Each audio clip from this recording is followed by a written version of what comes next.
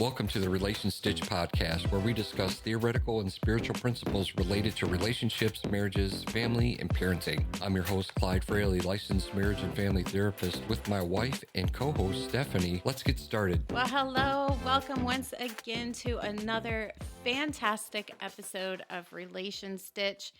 We're going to focus on envious, that love is not envious, and that love is not boastful and proudful, but not just what it's not, but what that actually looks like in demonstration. Yeah, in practical terms. Exactly. Absolutely. So just as a quick reminder, if you haven't had a chance to listen to those other episodes, I'm going to just real quick run through the scripture that this is based on.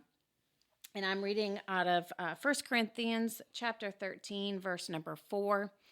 Love is patient. Love is kind.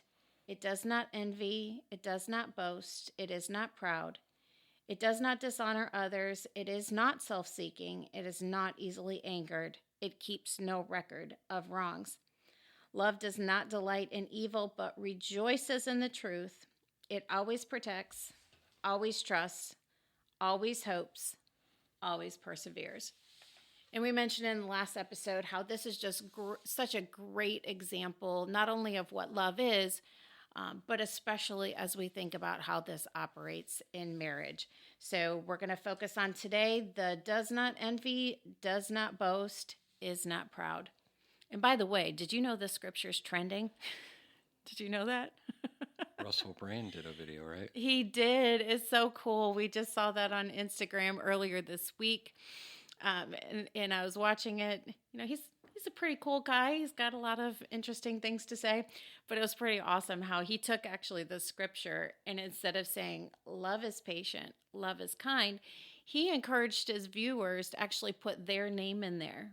So Stephanie is patient, Stephanie is kind, Stephanie does not boast. I thought that was pretty cool. Yeah, it's a good way to get a barometer or a reading on your relationship. Like if you can say all those things about yourself. Yeah. Then you're probably a narcissist because we'll get to that. We'll get to that. We'll cover But it's a good way to figure out, oh, I'm not patient, or I am kind, or, you can kind of look at your strengths and your weaknesses. I thought that was a really cool exercise that he figured out. Yeah. So good job, Russell Brand. I'm glad you're watching our Relation Stitch series and that it inspired you to do that video. Yeah, it did. All right. So the first one is being envious. And so, again, this is on relationstitch.com. And what we did was we broke down the words and we defined it according to Webster, according to the Greek, and then we have what that attribute looks like in action. Yeah. And so some of these are telling you to not do something, not to envy. So in this instance, I would say that attribute in action is like the opposite. Right. So how do you be content? Yeah. Which is one of the antonyms for envy. Yeah. And so, yeah. Exactly. So just for, to kind of further elaborate on being envious.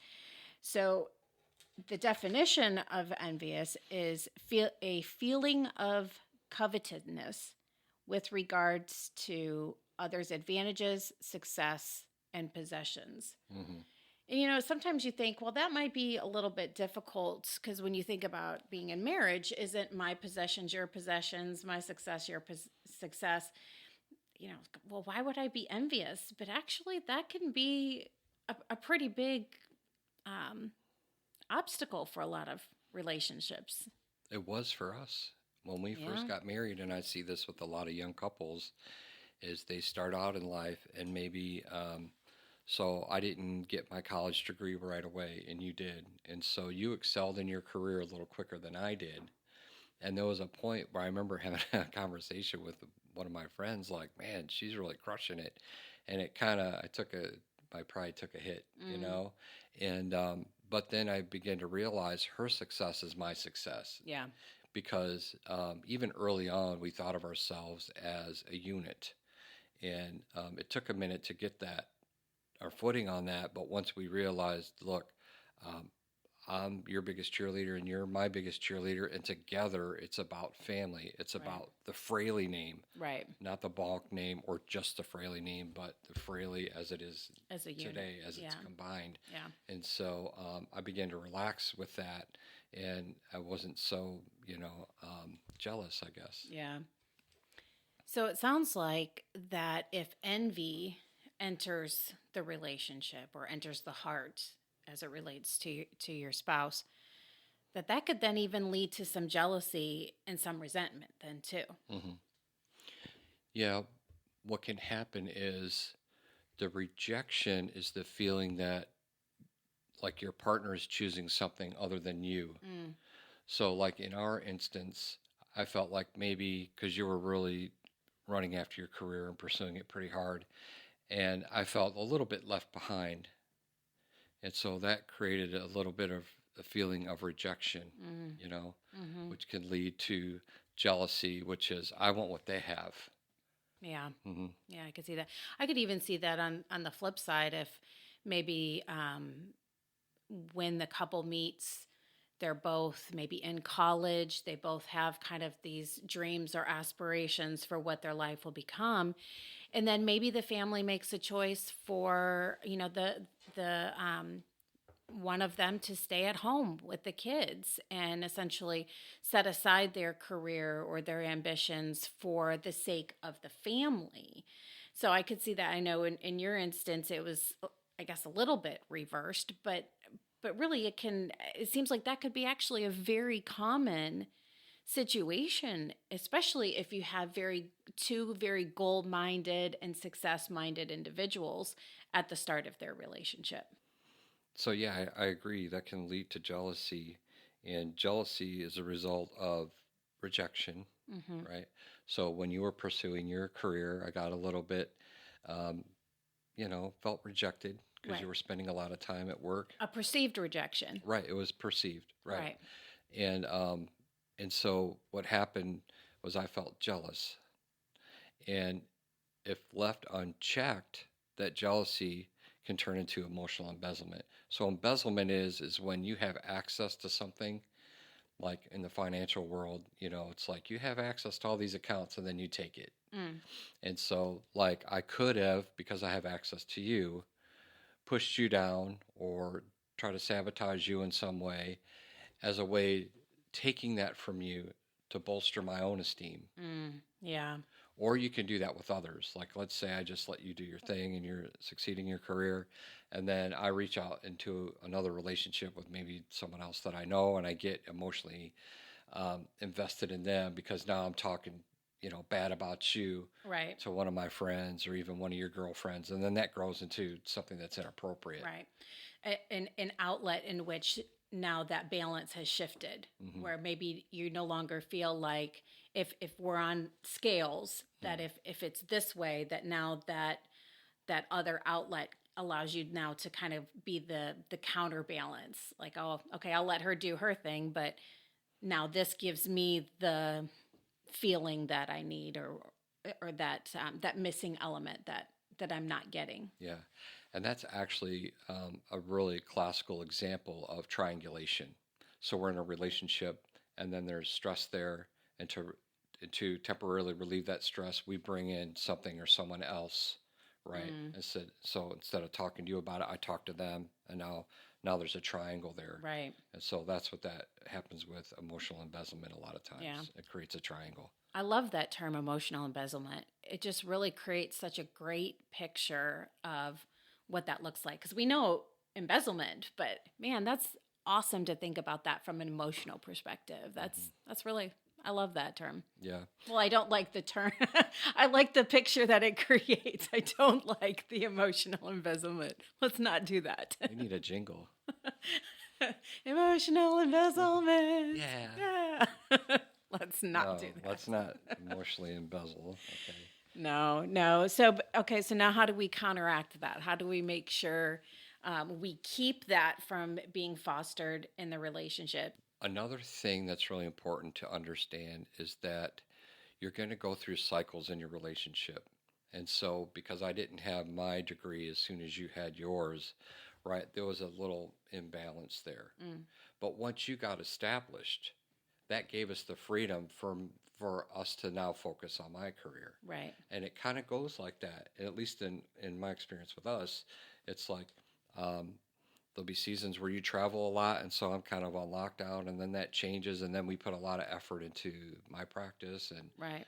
if you can see your relationship long term, Yes. like what is our end game? Well, our end game is to have a happy, thriving, healthy family. Right. It's not for me to make more money than you or vice versa, Right. or for me to have more success than you. We all kind of take those successes and we celebrate each other together. Absolutely. Yes. Yes. And another thing that I may have touched on, I can't remember, but if you're thriving in your career and you're chasing your dreams, you're a happier person. And that brings a better atmosphere to the house, and you're more fun to be with. Right. Right. And so that's the other thing, where if I'm always jealous of you, and then it gets into this place where now I'm paranoid, oh, she's traveling and this and that, and she gets to have all this fun and I'm stuck at home. You can't look at it like that, because what's the alternative? Right. Me to keep you home, Right. and you're bored and you're not feeling fulfilled and you don't have a purpose. Right. You're miserable, and then we're fighting all the time. Yeah, exactly.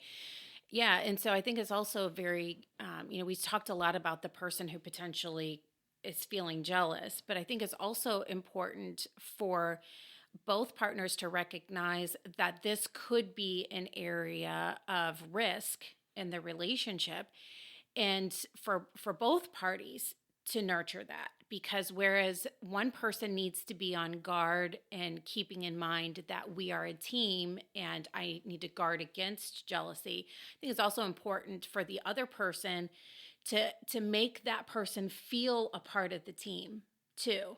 That it's not just I'm going and having my career and thanks for being a cheerleader behind me, but to reinforce that it takes both of us to make this happen. And the more we can affirm each other in those moments of potential risk or potential opportunities for jealousy, then the stronger of a unit we become.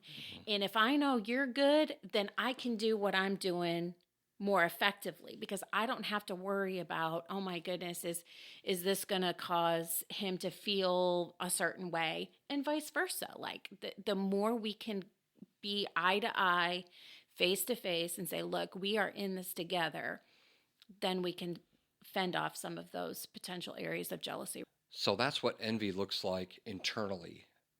Now, there's also envy, whereas maybe a couple or as individuals, we're looking at other people and other people's relationships, and we're comparing ourselves to them. Yeah. And we're trying to be, oh, the Joneses have this big house and they have this, that, and the other, or their relationship looks like this and they're so in love and all of that. Yeah. And it's the grass is greener scenario. So I love what Dr. Mary Nichter, she was my supervisor and a dear friend of mine. She said, the grass may be greener on the other side of the fence, but you haven't seen their water bill. This is true. Oh, man. There's a price for what they have. Oh, goodness. That is so much wisdom in that. Yeah. Like when you look at anything else, another person's marriage, another person's life, man, you are getting about this much of what's actually happening. I love that analogy. That is so good. Especially social media. Oh, man. Since when does anybody ever post? Well, I know people do post maybe their real life, but typically they're posting stuff that presents them in this certain way, in this certain frame. Absolutely. It's usually always positive. And I guess that's okay, but that's not the reality of the relationship. I get couples in all the time, very successful CEOs and, high performers, and they come in and they're like, people think we have the perfect family and we're falling apart. Yeah. Yeah. Right? Because the facade looks good. The white picket fence is bright white and all that. All the exterior stuff is there, but internally they're hurting. Yeah. So be careful what you wish for. Yeah. And there's this, it's called the halo effect. Okay. All right. And so this is another thing that you should be mindful of. And it kind of pertains to um, social media a little bit. But basically, the halo effect is if I see an attractive person, I'm going to think that I'm automatically going to think that they're highly intelligent, capable, and successful, Wow. which speaks to that facade again. So I think for me, what I'm walking away with is a posture of gratitude. That we just talked about unity and being each other's teammate, but also just being grateful for what you have, and because you don't know what really is on the other side of those lenses you're looking through when you're looking at somebody else's life. So that's why it's really important that you have a family mission statement and you base your decisions on your family's morals and values, and you know what your end game is. Right. And that helps you stay in your own lane and not get distracted by what other people are doing. Yeah, that's good. That's So really good. for me and my house, For me and my house, that's all that matters. yeah, we're going to serve the Lord and And all these other things. and accomplish the mission. Yeah. So let's talk about, I think, the next evolution of jealousy. I think they're very closely connected, but potentially maybe on the other side. Whereas here we were talking about, kind of defending against allowing a jealousy to rise up. Now we got the other end of that spectrum. Do not boast and is not proud. To boast is to speak with exaggeration, excessive pride, especially about oneself. And we're going to tie that into the next one, is not proud, which is having or showing a high opinion of one's own dignity, importance, or superiority. So if you think about boastfulness and pride, what psychological disorder comes to mind? Narcissist? Ding, ding, ding, ding. We have a winner. That is not a winner. Winner, winner, chicken dinner. That is Narcissism is it's that's not good. Yeah. I mean, the way the Bible talks about it is almost directly correlated with the DSM-5 is. The DSM is the Diagnostic and Statistics Manual, and that's what mental health professionals use to diagnose mental health disorders. Okay. And so, narcissistic personality disorder, there's like these 5 criteria. So, grandiose sense of self, preoccupation with fantasies of unlimited success and power, believes that he or she is special and unique, requires excessive admiration, has a sense of entitlement, right? Which is an unreasonable expectation of especially favorable treatment. They exploit their interpersonal relationships. They lack empathy or unwilling to recognize or identify the feelings and needs of others. This is nasty. Yeah. It's often envious of others, which is funny, right? Because we just talked about envy. Yeah. And it shows arrogance and haughty behaviors or attitudes. Yeah. And we're seeing so much of this in the world today. Yeah, we really are, which is unfortunate, but something that needs to be dealt with. Mm-hmm. Because man, you can't have a healthy relationship. I mean, basically it's all about me. Mm-hmm. Me. That's it. That's all that matters. I'm awesome. I'm amazing. The rules don't apply to me. Your feelings don't matter. Only my feelings.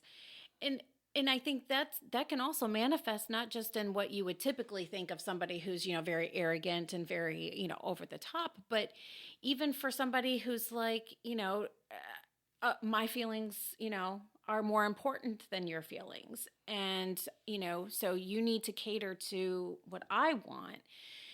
And that's an ugly one. Mm-hmm. If you can't ever get to the position where you're thinking about your partner in those terms, like wondering how they're feeling and checking in with them, and it's always about you, the relationship is doomed. It is. And selflessness is the number one, or at least in the top few characteristics of a healthy relationships. Mm-hmm. Correct me if I'm wrong. I'm just making an assumption on this one, but it seems like this would be the one that is most likely to lead to a divorce. Because to me, it seems like that is an indication of the relationship is not number one. I'm number one, and the relationship needs to cater to me. And I mean, maybe you could have somebody who would be willing to go along with that, but man, that's a hard road to carry, to always make sure that I'm pleasing you and there's no reciprocation. Depending on your attachment style. So let's say you're married to a narcissist and you have an anxious attachment. You're willing to put up with a lot for the fear of abandonment. And so a narcissist will find a person that's like that, that will put up with all of that abuse and give them all the adoration and really prop them up. And but if a narcissist tries to get together with somebody that has a secure attachment or an avoidant attachment, because an avoidant will just be like, I don't need you. Right. And they'll walk away quick. Yeah. Same with a person that has a secure attachment. Now, if you're with someone that has a disorganized attachment, that's going to go up and down, and it's going to be really volatile. It'll be really hot, and then it'll be really cold. Right. And I think a lot of times, I need to do more research on this, but as I'm thinking about it, I would think the narcissist has a little bit of that disorganized attachment. Yeah. Because internally, there's a self-esteem issue there. Okay? So either they weren't regarded at all as kids, or they were... or the parenting style was very permissive and they got everything they wanted. Over-validated. And the coaches validated them. That's what participation trophies do. Oh, you did great. You did awesome. No, you did nothing.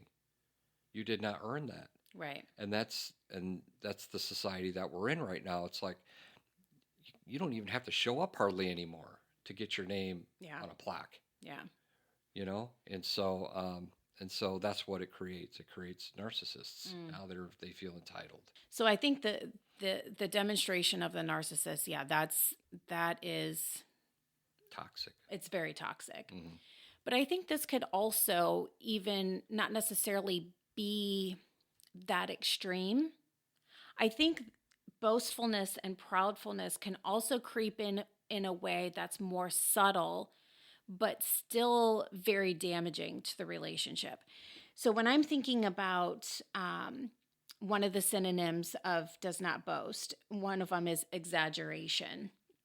And under is not proud, being presumptuous or self-importance. I almost could also see this as being demonstrated with those always and never statements. You always are lazy. You never care about what I have to say. You see what I'm saying? Like you making these broad statements and exaggerations about behavior that then introduces another crack, another wedge in the relationship that could be very harmful. When you hear the always and never, there's a couple things that could be happening. One is that because they might have a narcissistic flair, like just a touch of it, or, they're boasting or proudful, right? They could be in that position where they have these blind spots and they're self-absorbed and they're selfish and they can only see their point of view. Right. And they're not, and they have that bias, and they only can see it from their perspective. And so in fact, we know that things are very, often in the middle. Right. The other thing is it could be true. And so in the case of a narcissist, it might be accurate to say always.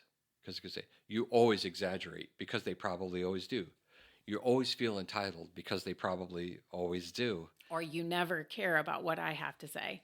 And so that could be true for them. And so that's one of the things that you could work on in your relationship, is trying to have more objectivity with that.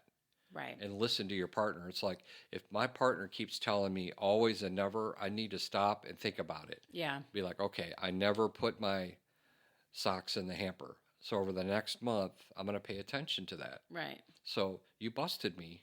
You busted me a couple weeks ago. You're like, I don't know if you said always, but just so I can say that about you. You said something like, you always leave the cabinet doors open. And I'm thinking, I never leave the cabinet doors open. So then I started paying attention. And sure enough, I didn't always do it, but there's times I walked away from the microwave and the door is still open or the spoon drawer is open. And so I went back and closed. I'm like, okay, I need to work on that. Yeah. So, yeah. So if we're hearing always or never, it's a great prompt for both people. mm-hmm. For the person who's hearing it to do that self-awareness. Okay, is this true? Am I actually demonstrating this behavior? But then also for the person saying it or feeling it to say, is it really true? Mm-hmm. Do they really never do this? Or really, because never and always, those are absolutes. Mm-hmm. Those are pretty strong statements. Now that we understand these kind of behaviors, which could be risky in our relationship, now how do we demonstrate that differently and in a way that's more healthy and can help avoid some of these things from getting root into our relationships? The biggest one is trying to be more selfless. Yeah. And thinking about your partner, but in practical terms, with the boastfulness is you running your mouth a lot and bragging about yourself, and so humility is a posture that you should work on, and don't let your words speak for you, let your actions speak for you. And let's be honest, it's humility, getting another dose or demonstrating more humility in our life doesn't just benefit our relationships with our partners. It benefits all relationships. Mm-hmm. With your work relationships, with your career. A little bit of humility is not going to hurt anybody. So I like watching YouTube videos of kind of like boxing revenge videos. So you'll get these fighters or these boxers, and they'll be doing the press conference. Yeah. And there'll be one boxer who's really cocky, and another one that's really calm. Yeah. And 9 times out of 10, it's that calm one that ends up winning the fight. Yeah. That boastfulness and that flash and all of that. And so I was thinking about that and how humility is a calm emotional state in those who have healthy self-esteem and regulated emotions. Mm-hmm. I mean, the Bible says pride goes before the fall. Yeah. So I was thinking about that one too. It's like, what does it mean by that? And I think what it is pride is you have this exaggerated sense of yourself. And so let's say you apply for a job and you talk your way into it, but you don't have any of the skills, right? You're going to fail. Oh, yeah. So that pride and all that boasting and you talking smack, somebody bought what you were selling. Right. And then once you got in that position, you couldn't perform. Right. And you even maybe convinced yourself you could do it. And so that one's humility. So I think the next one is like, especially with pride, is being modest. Okay. And so I like this. Regard others to the same degree you esteem yourself and lower the estimate of your own importance, which, man, that's tough. Mm-hmm. Yeah. Because imagine you've been told your whole life, you're amazing. You're great. You can do no wrong. Mm-hmm. Yeah. You come home and you get a D on your test, and your mom blasts the teacher because this, that, and the other are making excuses for you, and they change the grade, or who knows what's going on, and they're, no, that creates a monster. It's okay to let your kid fail every once in a while. The reason failure makes them better is because that feeling of disappointment will drive them to become better. Yeah. And there's a balance. There is. And then they get the real satisfaction of a victory or a good grade or whatever that is. It's like, man, I worked hard, and they see the reward for their hard work. Yeah, absolutely. So settle down, Mama Bear. It's okay. You gotta, the only way your cub learns to fight the fight of life is you gotta let him get in the game every once in a while and learn how to throw a few punches. Of course, I'm not advocating violence, but hopefully you get the illustration. You have to let them, for this, if you want them to have healthy relationships later in life, you gotta let them go through a little bit of pressure. Mm-hmm. That's the only way you're gonna make a diamond, is with some pressure. I like that video of the cat. She just pushes her kitten off the stairs. Or the bird, mama bird. That's true. You're going to fly today. I'm going to make the or nest you're gonna hit the ground. uncomfortable. Either Fly, way. baby bird, fly. So You're going to figure it out. Or the parents that are just like, oh, you're going to learn how to swim today. Because you know what?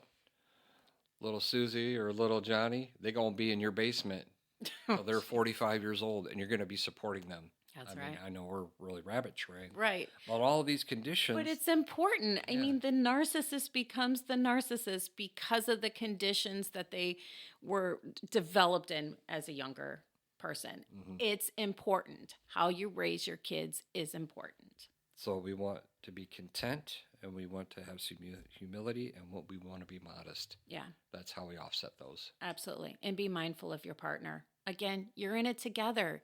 When you made your commitment at the altar or in Justice of Peace or wherever it was, you said, I want to be with you. Be together. Be a unit. Be connected. All of it falls into place if you are thinking about your partner first. Mm-hmm. All right. Sounds good. Sounds good. If you need therapy, give me a call. Go to Yes. relationstitch.com or ClydeFraley.com, and I'll hook you up. Thank you for joining us today. Visit relationstitch.com for free downloadable worksheets related to this episode and to access our relationship courses. If you're struggling in your relationship, go to relationstitch.com to leave a prayer request or to schedule a therapy session with Clyde.